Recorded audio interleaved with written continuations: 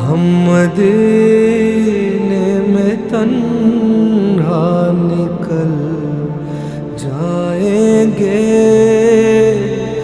اور گلیوں میں قصداً بھٹک جائیں گے.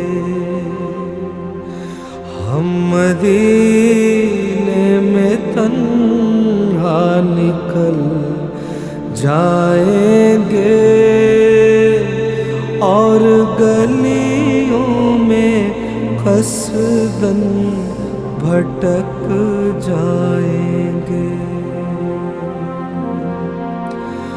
ہم وہاں جا کے واپس نہیں آئیں گے. ڈھونڈتے ڈھونڈتے لوگ تھک جائیں گے. ہم وہاں جا کے واپس نہیں آئیں گے.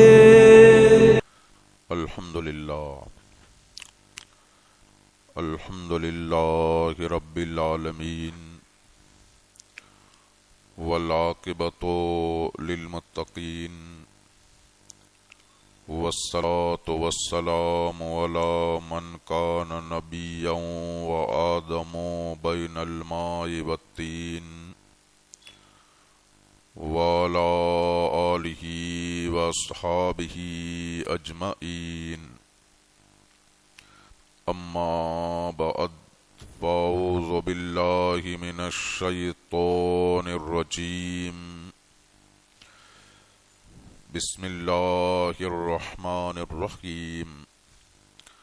لقد نصرکم اللہ ببدر وانتم اذلہ فاتقوا اللہ لعلکم تشکرون.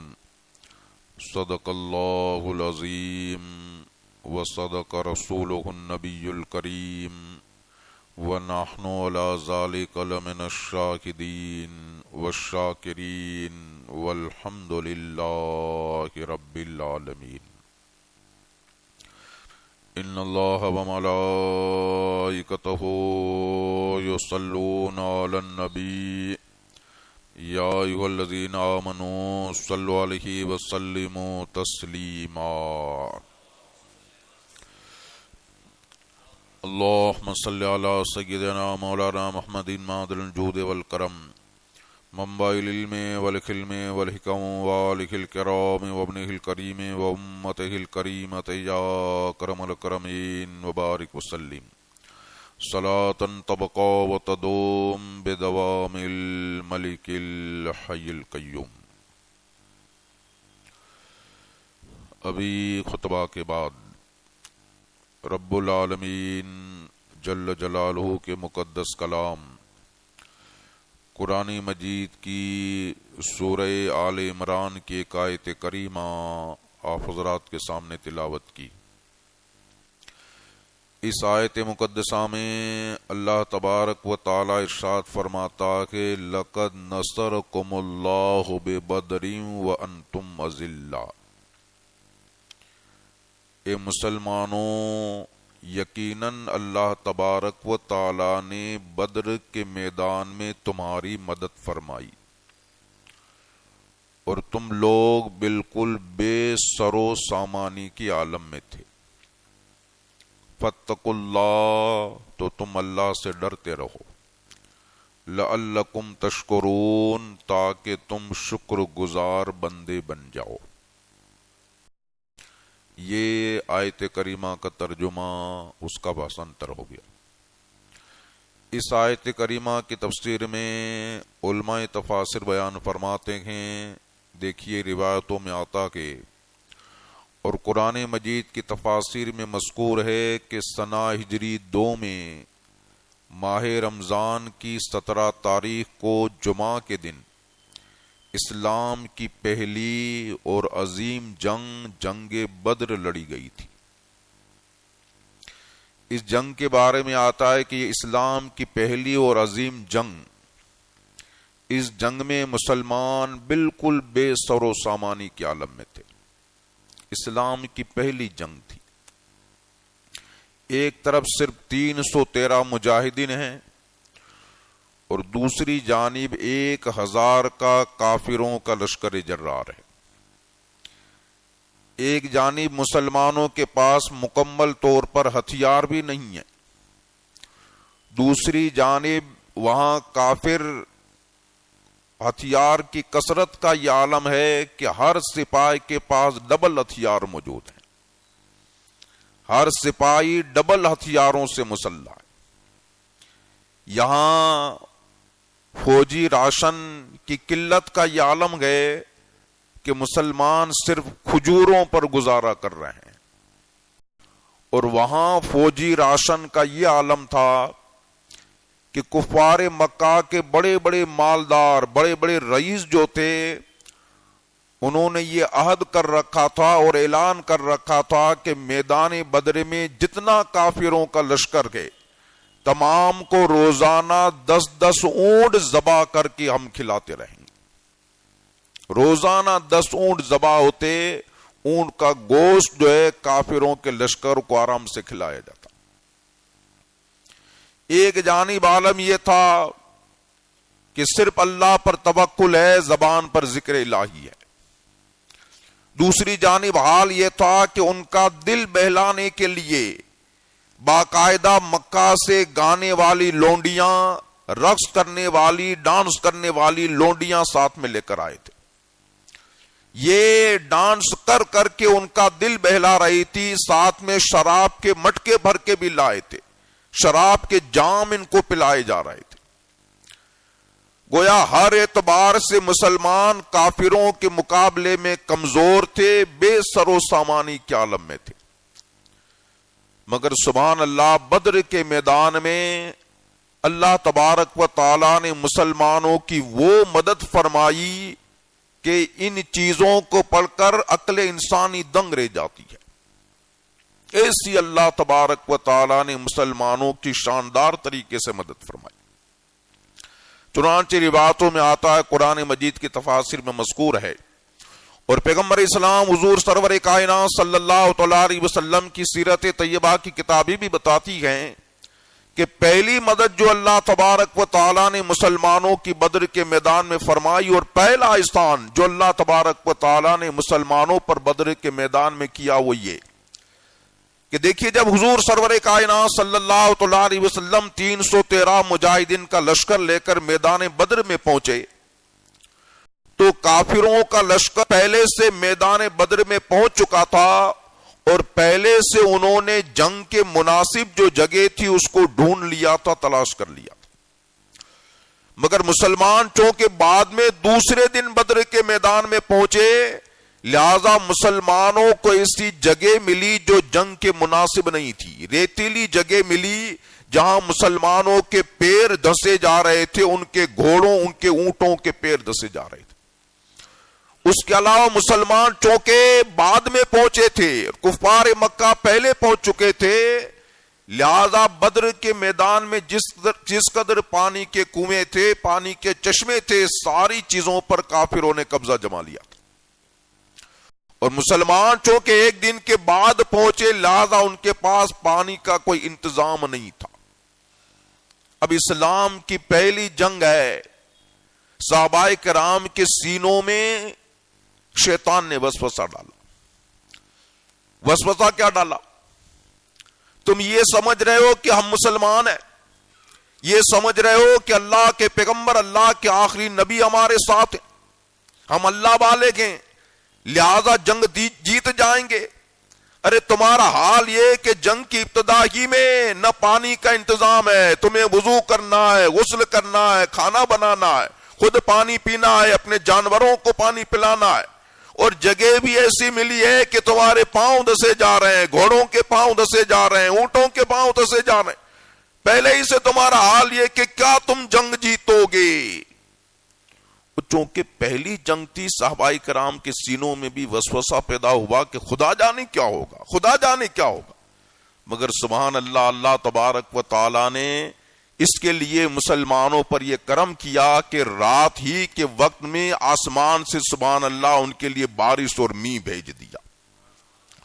بدر کے میدان میں پانی برسا، اس سے فائدہ یہ ہوا کہ مسلمانوں کی ریتیلی زمین بارش کی وجہ سے جم گئی، ان کے لیے چلنا پھرنا آسان ہو گیا، گھوڑوں کے لیے چلنا پھرنا آسان ہو گیا۔ ادھر ان کے مقابلے میں کافروں کی زمین کیچڑ والی ہو گئی، اور چونکہ مسلمانوں کو جو زمین ملی تھی وہ ریتیلی زمین تھی، لہذا ریت کے اندر مسلمانوں نے بڑے بڑے حوض بنا لیے۔ سبحان اللہ، پانی کا انتظام ہو گیا، وضو کا انتظام ہو گیا، غسل کا انتظام ہو گیا، کھانا بنانے کا انتظام ہو گیا، اور جانوروں کے پانی پلانے کے لیے بھی الگ سے انہوں نے حوض بنا لی۔ پہلا اس کو اللہ تبارک و تعالیٰ نے قرآن مجید میں یوں بیان فرمائے، وَيُنَزِّلُ عَلَيْكُم مِّنَ السَّمَاءِ مَاءً لِيُطَهِّرَكُم بِهِ وَيُذْهِبَ عَنكُم رِجْزَ الشَّيْطَانِ۔ اللہ تبارک و تعالیٰ ارشاد فرماتا، مسلمانوں ہمارا وہ احسان یاد کرو جبکہ بدر کے میدان میں ہم نے تمہارے لیے آسمان سے پانی برسا دیا تاکہ وہ تمہیں پاک کر دے اور تم سے شیطان کے وسوسے کو دور فرما دے۔ پہلا احسان۔ دوسرا احسان کیا؟ دیکھیے روایتوں میں آتا ہے کہ جب سنہ ہجری 2 ماہ رمضان کی 17 تاریخ اور جمعہ کا سورج طلوع ہوا، صبح کا سپیدہ نمودار ہوا، اب دونوں لشکر آمنے سامنے، ایک طرف 313 مجاہدین ہیں، دوسری جانب 1000 کا لشکر جرار ہے، ایک جانب رحمان ہے، دوسری جانب شیطان ہے، ایک جانب اللہ کا رسول ہے، دوسری جانب ابو جہل ملعون ہے۔ اب یہ ان قریب جنگ کا نکارہ بجنے والا گے، ان قریب حق و باطل کا مار کا گرم ہونے والا گے۔ اب ظاہر ہے کہ ایک طرف 313 ہو، سامنے 1000 ہو، تو گویا کہ کافر مسلمانوں کے مقابلے میں 3 گنا زیادہ تھے، صرف ڈبل نہیں تھے بلکہ صحابہ کرام کے مقابلے میں 3 گنا زیادہ تھے۔ اب آدمی آنکھوں سے دیکھ رہا ہو کہ بھئی یہ 3 گنا ہم سے زیادہ ہیں، تو یقیناً کیا ہوگا، نفسیاتی طور پر، مانسک طور پر آدمی کے دماغ میں یہ ہوگا کہ بھئی یہ 3 گنا ہیں، خدا جانے فتح ہوگی کہ شکست ہوگی، فتح ہوگی کہ شکست ہوگی۔ تو اس کے لیے اللہ تبارک و تعالیٰ نے انتظام یہ فرمایا کہ مسلمان بھی کھڑے ہیں، سامنے کافروں کا لشکر بھی کھڑا ہے، مگر اللہ تبارک و تعالیٰ نے مسلمانوں کی آنکھوں میں کافروں کو کم کر کے دکھایا، تھوڑا کر کے دکھایا۔ سامنے لشکر زیادہ گئے مگر پھر بھی مسلمانوں کی آنکھوں میں اللہ تبارک و تعالیٰ نے کافروں کو کم کر کے تھوڑا کر کے دکھایا، اور اتنا کم کر کے دکھایا کہ حضور سرور کائنات صلی اللہ علیہ وسلم کے ایک جلیل القدر صحابی ہیں جن کا نام ہے حضرت عبداللہ ابن مسعود رضی اللہ عنہ، اپنا ذاتی واقعہ، چشمدید واقعہ بیان فرماتے ہیں کہ میں جنگ کے اندر لشکر کی صف کے اندر کھڑا ہوں، میرے قریب میں ایک دوسرا مسلمان کھڑا ہے، اور ہم جو ہے کافروں کا لشکر دیکھ رہے ہیں مگر ہمیں کافر اتنے کم نظر آ رہے گئے کہ 1000 کا لشکر جرار کھڑا گئے، مگر میں نے اپنے قریب کھڑے مسلمان سے کہا کہ شاید 80 آدمی ہوں گے، 80 آدمی کھڑے ہیں۔ اس نے کہا نہیں 100 آدمی معلوم ہوتا ہے، 100 آدمی معلوم، 1000 کا لشکر جرار کھڑا ہے مگر مسلمانوں کو اتنے کم کافر نظر آ رہے ہیں کہ نہیں یا تو 80 ہوں گے یا 100 ہوں گے۔ یہ اللہ تبارک و تعالیٰ نے نفسیاتی طور پر مسلمانوں پر احسان فرمایا، اس کو بھی اللہ تبارک و تعالیٰ نے قرآن مجید میں بیان فرمایا، اِذْ يُرِيكُمُهُمْ إِذْ الْتَقَيْتُمْ فِي أَعْيُنِكُمْ قَلِيلًا۔ مسلمانوں ہمارا وہ احسان یاد کرو جبکہ اللہ تبارک و تعالیٰ نے تمہاری آنکھوں میں جبکہ تم جنگ لڑ رہے تھے کافروں کو کم کر کے دکھایا، کافروں کو کم کر کے دکھایا۔ اللہ تبارک و تعالیٰ کیسی مسلمانوں کو مدد فرما رہا۔ تیسرا احسان اللہ تبارک و تعالیٰ نے کیا فرمایا کہ ادھر کافر مسلمانوں کی آنکھوں میں کم دکھائی دے رہے تھے، ادھر کافروں کی نگاہوں میں بھی ابتدا میں مسلمان کم دکھائی دیے تاکہ وہ جنگ لڑیں، جنگ سے بھاگے نہیں، اور ان کی تقدیر میں جو تباہی بربادی لکھی جا چکی تھی وہ تباہی بربادی کا معاملہ پورا ہو جائے۔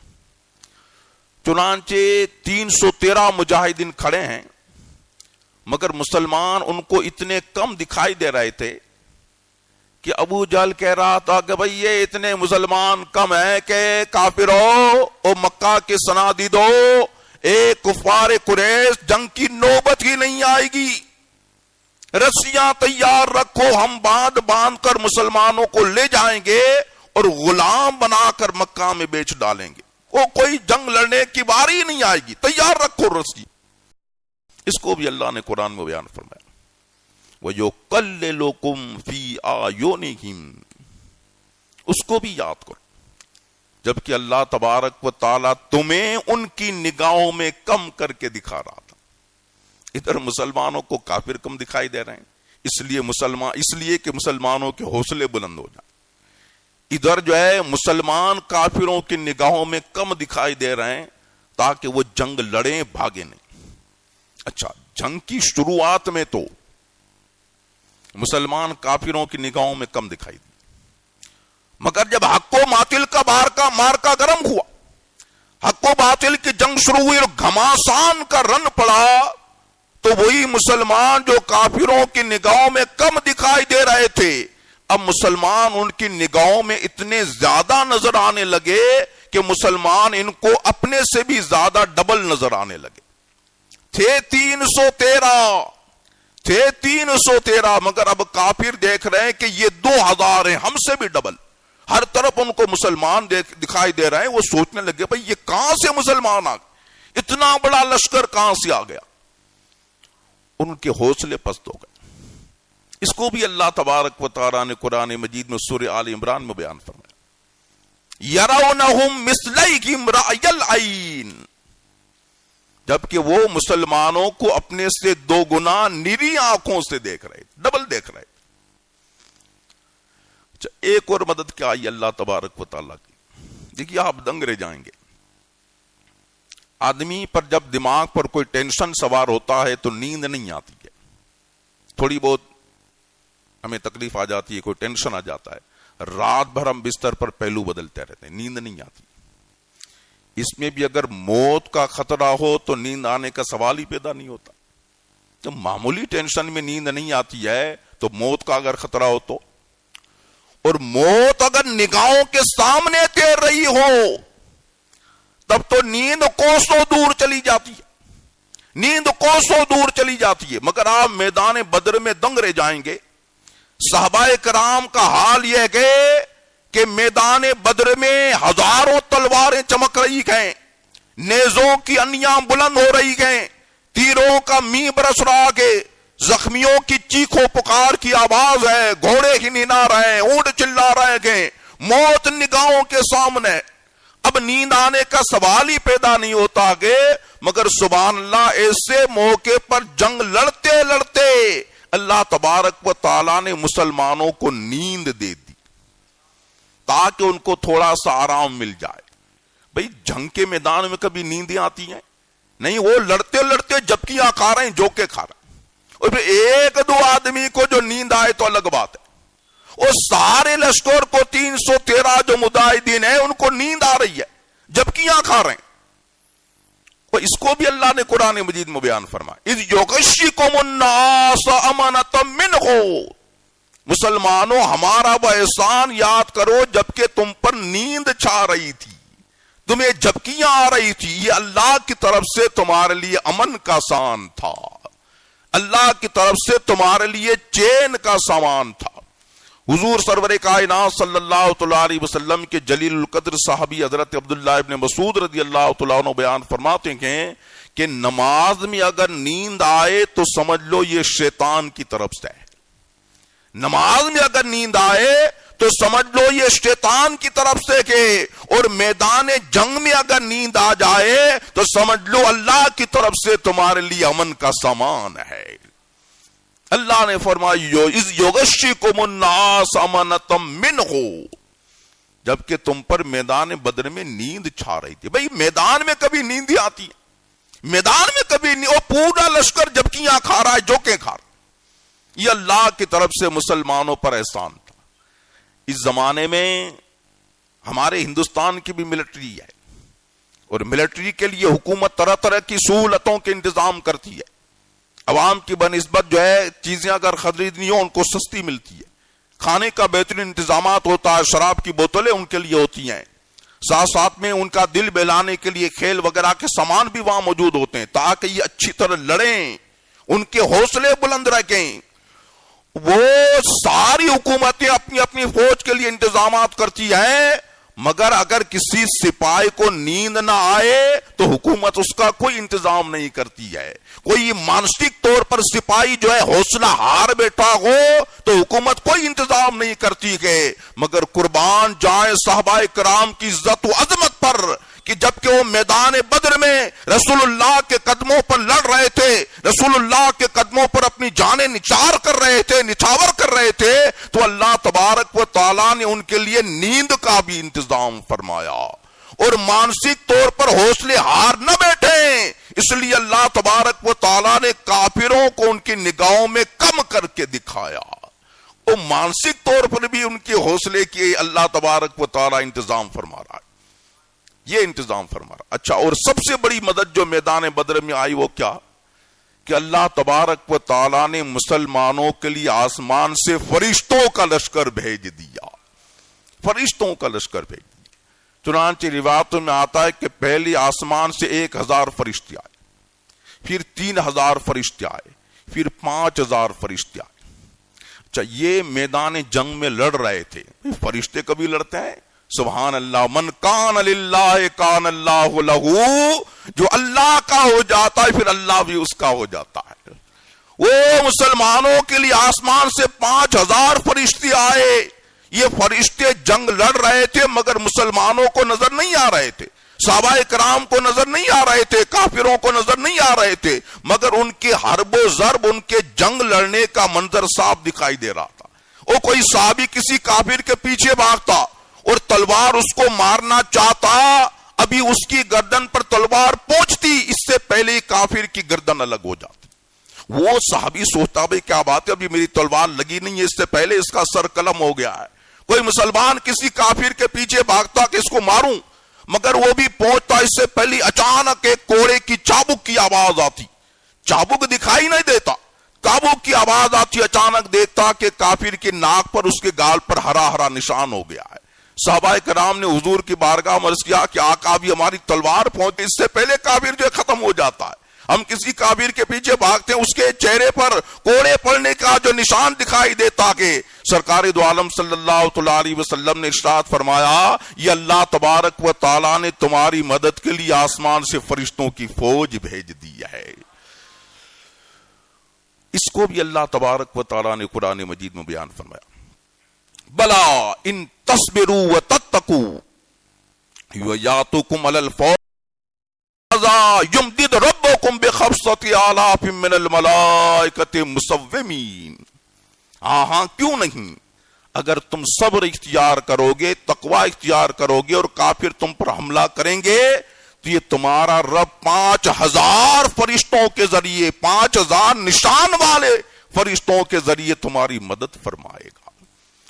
6 طریقے سے اللہ تبارک و تعالیٰ نے بدر کے میدان میں مسلمانوں کی صحابہ کرام کی مدد فرمائی۔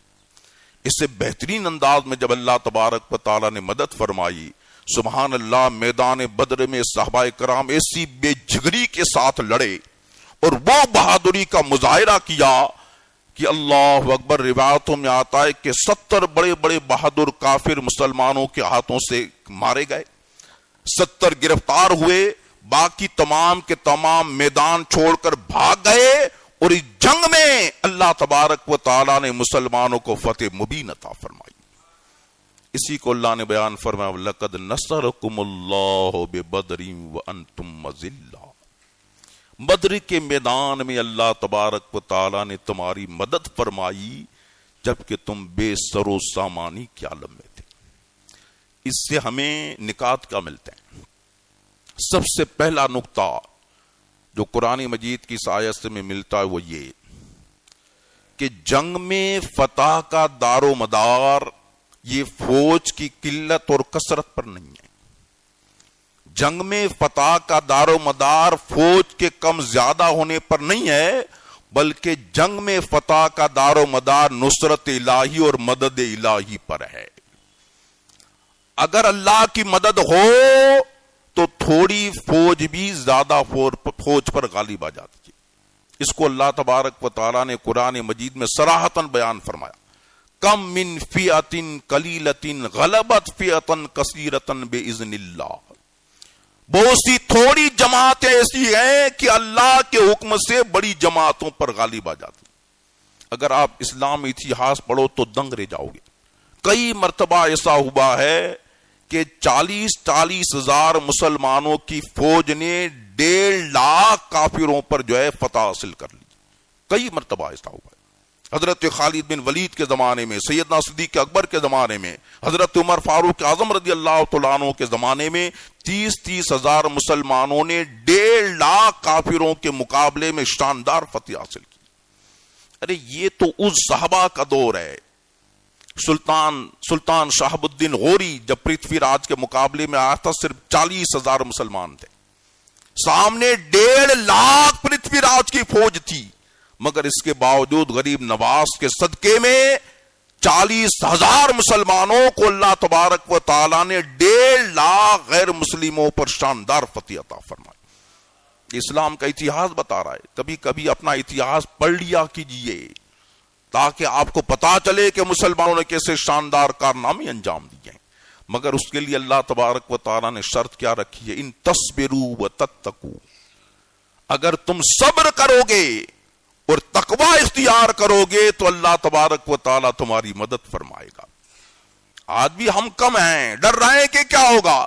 نہیں، اگر صبر اختیار کرو گے، تقوی اختیار کرو گے تو آج بھی اللہ تبارک و تعالیٰ کا وعدہ ہے کہ کی محمد سے وفا تو نے تو ہم تیرے گئے، کی محمد سے وفا تو نے تو ہم تیرے گئے.